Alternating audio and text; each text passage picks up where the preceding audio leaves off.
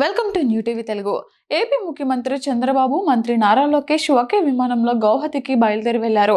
ఢిల్లీ పర్యటన ముగించుకున్న చంద్రబాబు, సింగపూర్ పర్యటన నుంచి వచ్చిన లోకేష్ ఇద్దరు కలిసి గౌహతి పయనమయ్యారు. అస్సాం ముఖ్యమంత్రిగా హిమంత బిశ్వశర్మ ప్రమాణ స్వీకారం చేయనుండగా ఈ కార్యక్రమానికి ఎన్డీఏ పెద్దలు వస్తున్నారు. చంద్రబాబు, లోకేష్ కూడా తమ ఎన్డీఏ భాగస్వాములతో కలిసి హిమంత పదవీ ప్రమాణ స్వీకారోత్సవానికి హాజరు కానున్నారు.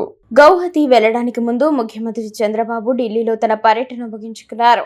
కేంద్ర మంత్రులతో, పలువురు ఎంపీలతో సమావేశమై రాష్ట్రానికి సంబంధించిన కీలక అంశాలపై చర్చించారు.